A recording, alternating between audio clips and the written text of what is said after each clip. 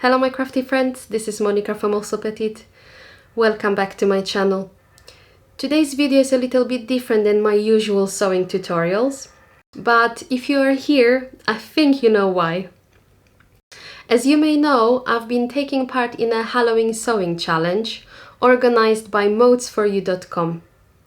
As part of this challenge, I received a Halloween themed spooky cute fabric and I had to make something special. So today it's a big reveal. I will show you what I've made and I will explain you exactly why I made it. If you want to find out more, keep on watching. I am very excited to show you everything that I've made. But before I do, I just want to remind you there is a 10% discount code on all fabrics on Modes4U.com website. Please use code Halloween 2021 at the checkout. The code is valid till end of October, so you have plenty of time to get your fabric and make something cute just for Halloween. Oh, and one more thing, make sure you watch till the end of the video because I have another surprise for you. Now, let me show you what I've made. First, let me tell you a story behind my mix. Before I received my fabrics, I didn't really know what color or print of fabric I'm going to get. So I couldn't really plan my projects because usually I get the fabric and then it speaks to me. Sometimes I know what I want to make and then I buy the fabric, but usually it's the other way around. So this time I was thinking, okay, I don't know what I'm going to make because I don't have the fabric, I don't know what colors. But in my mind I thought, okay, I'm going to make something Halloween. Maybe a Halloween costume, maybe a Halloween decorations. When the fabric finally arrived, I was a little bit surprised because it wasn't your typical Halloween pumpkin, orangey color type fabric. It was a little bit different. So I got stuck for a second. So then I started to think, what can I make out of it? And my partner suggested to do something with the D&D. I really like that idea, especially because this time it was my turn to be the Dungeon Master. If you are familiar with the Dungeons and Dragons game, you may know that Dungeon Master needs a lot of stuff. Not only books, character sheets, extra dice in case if someone forgets their set, monster cards, maps, miniature statues or miniature monsters, and anything else that would make the game enjoyable for myself and my friends. So I got to think, okay, I need all that stuff with me. I need to bring it to my friend's house. So I need to carry it somehow. Okay, light bulb. You need a backpack. So I've created this. When I received this lovely, cute skull fabric, I knew straight away, okay, this is going to be the most adorable backpack ever. And hint, you have a little glimpse, a little sneak peek of my upcoming pattern. This one is a little bit different. I've changed the front pockets. I added Velcro strap here and I added some elasticated pockets inside. But overall, this is my next pattern. I hope you're going to like it. So anyway, I thought, okay, I want a backpack that it's not going to be too small. It needs to hold my books, it needs to hold my character sheets, but I don't really want it to be too large as well. So I thought this size is perfect. It fits my books, it fits everything that I need to carry with me. I made it with a nice padded strap so it's comfortable to wear. And I'm really happy about it. This is the close-up of my backpack. As you can see, this fabric is beautiful. It has very nice and vibrant colors. The backpack is large enough to hold my D&D books, some notepad and wallet and a few other bits that I haven't packed in yet.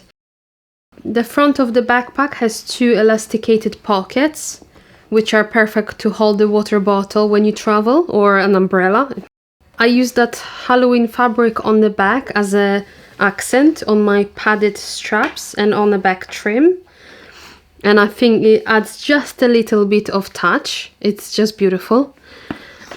And inside of the backpack, I also used that fabric on the slip pocket, as you can see, which also looks lovely.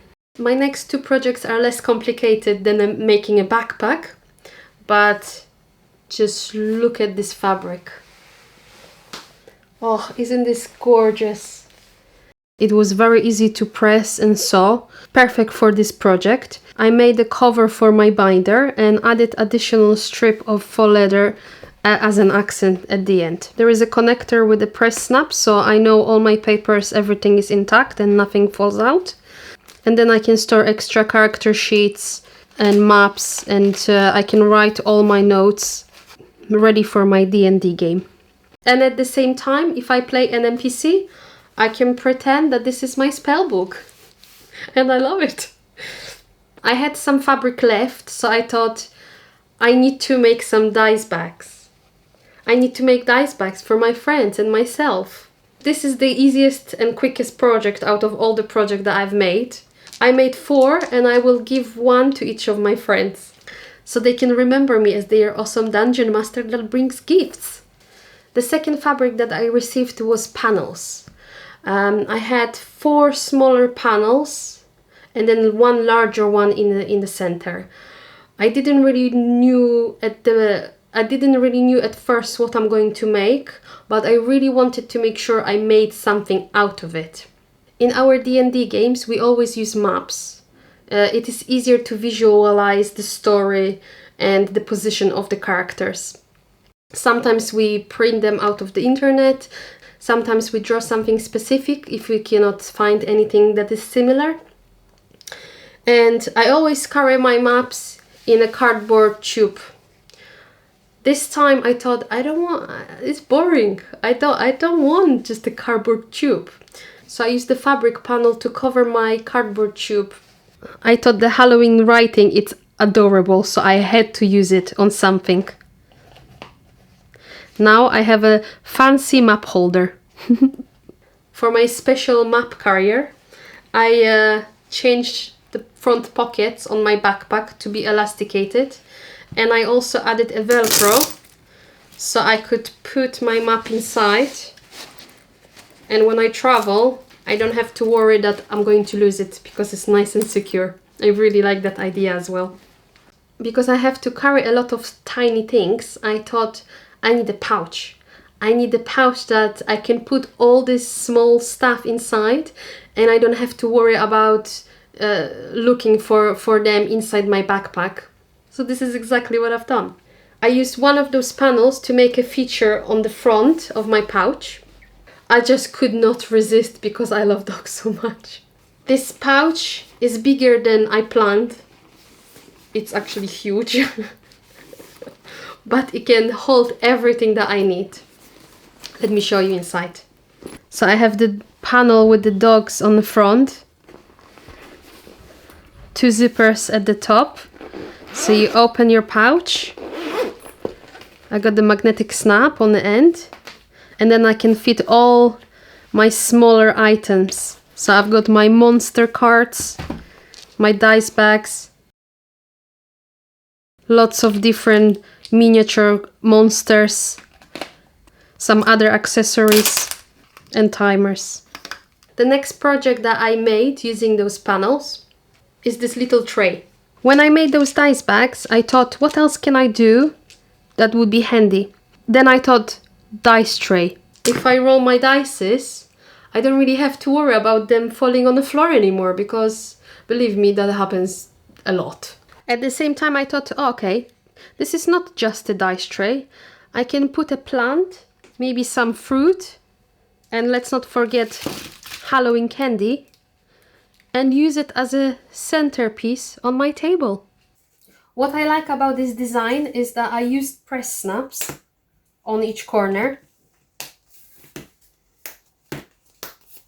So the tray opens flat, which means I can easily put it in my backpack and I don't have to worry about creasing it and getting out of shape, which I really like.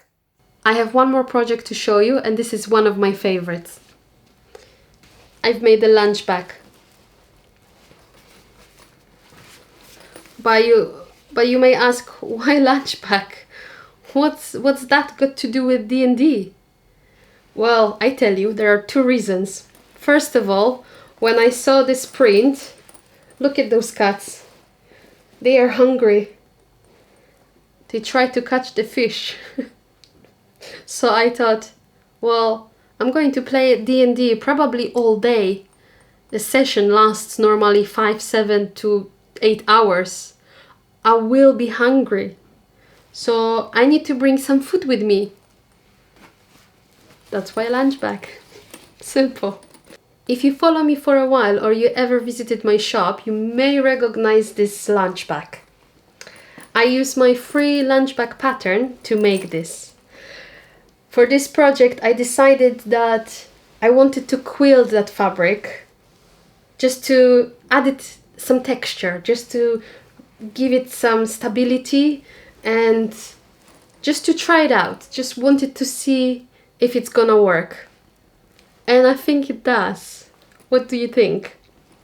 I absolutely love it. Because this is such a colorful fabric, I thought why not use a rainbow zipper and add a little bit of accent fabric on sides on my handles. I think the overall look is absolutely adorable. So when you open your front flap, you access the main compartment. The compartment is very large, so you can pack all food that you need to last you for a day. That's all my makes. I shared everything with you now. I hope you like them as much as I do. I cannot wait for my D&D session now. I really want to show all this to my friends. If you enjoyed this video and you want to see what other 4 creators that joined me on this Halloween sewing challenge made, then go and have a look at their YouTube channels. I will include the links in the description box below so you can find them easy. And now to the big reveal. Now what you all been waiting for. I have that big surprise for you.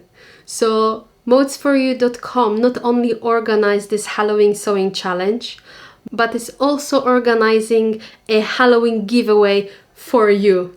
For you. You have a chance to win a voucher worth 30 euros that you can spend on any fabrics on Modes4U.com. If you want to take part in this giveaway, write down in the comment section below which make out of the makes that I showed you today is your favorite. To increase the chance of winning this giveaway, make sure you join my Facebook group. There will be posts in the announcement where I ask you to show me any sewing project that you've made in the past using your favorite Halloween fabric. The winner will be chosen at random, and I will announce who is the lucky winner on the 20th of October, so you have a lot of time to enter. If you want to increase your chance of winning this giveaway even more, then make sure you follow the other 4 creators, because they have 1 voucher each. Good luck to everyone! See you next time, my crafty friends!